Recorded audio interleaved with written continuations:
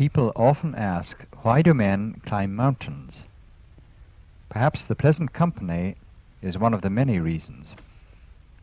Here is Leonie Lehane tying a bowline knot, the usual method of attaching the leader or last man to the rope.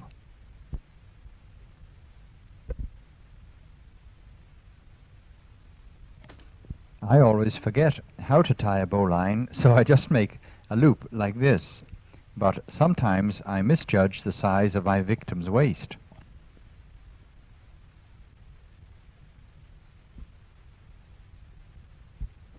Dr. Moira Larisset shows yet another method. You put a sling around your waist and join the two ends with a snap link. Then tie a loop in the climbing rope and hook it into the snap link. And here you see a close-up view. After you've hooked the rope in, then screw up the ferrule of the snap link to make it secure. Brendan Moss shows yet a third method. Take a 20-foot length of light rope and wind it around your tummy like this. It should go around about 7 or 8 times. My cord must be a bit short, as it only goes round my middle 5 times. This is better than the sling Moira was wearing, because if you do happen to fall off, it doesn't bite into you as much as an ordinary. Here Brendan is putting another sling over his shoulder, and you'll see him using this for belaying himself later on.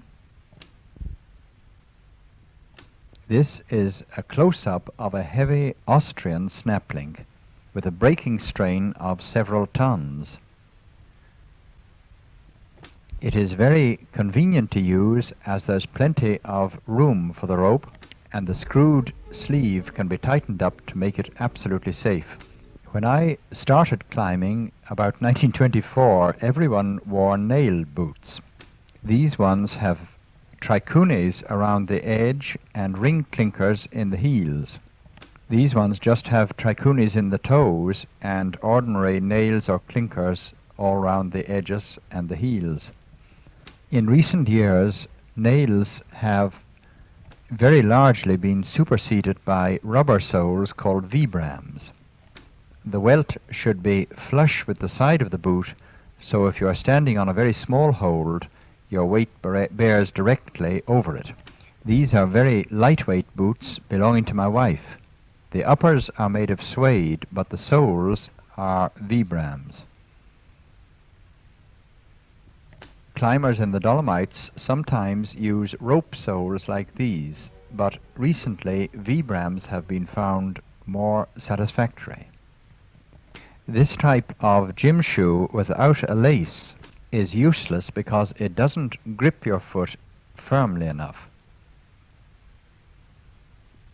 A good, strongly laced gym shoe like this, however, gives an excellent grip on dry rock. Now, Moira is going to give a demonstration, first of all wearing trichoonies, and later wearing Vibrams. There are practically no holds on this very smooth slab, and it's very difficult to climb in nails or trichoonies, as they won't grip on the smooth rock. You get practically no friction grip, and you have to find tiny little crevices into which the trichoonies will catch. Well, Moira comes down again a bit quicker than she intended, and here she is doing the same slab in Vibrams. You see they get a magnificent grip even on a very smooth slab like this. This is the beginning of a very attractive climb called Fifth Avenue, which goes up a little to the right. Moira specializes in climbs where the holds are very small and where delicate balance is required. Well, now we come to a delightful little climb called Paradise Lost. The first person on the rope is called the leader, and here is Brendan Moss about to lead Mona Monaghan up this little climb. Some people think you throw the rope up and then climb up the rope, but that's not the idea at all. The rope is only used as a safety device. Well, Brendan just floats it up this climb in an absolutely effortless way. The great thing is not to heave and jerk and strain, but just to glide up like this, balancing on very tiny holds and letting your feet do most of the work and just using your hands to keep you in balance. Brendan climbs on up until he reaches a convenient stopping place, which in this case is a small ledge about halfway up the cliff. He then belays or ties himself onto a spike or knob of rock so that he's absolutely secure before the next person moves. He can either place his sling over a spike of rock like this, or he can tie the climbing rope on. When he's firmly belayed and quite comfortable, he pulls in the slack rope, and then the second climber begins to move. And here is Mona Monaghan beginning her climb. The rope is never pulled tight. What, never? Well, hardly ever. It's only there as a precaution in case a climber slips. If Mona did slip, she would only fall a few feet, and then the rope would tighten and she would be held quite safely. You see, Brendan has the rope over his shoulder, but there is a more modern method in which the leader puts the rope around his waist like this. As you see, Mona is absolutely safe and confident on this climb and would normally lead Paradise Lost herself without any difficulty.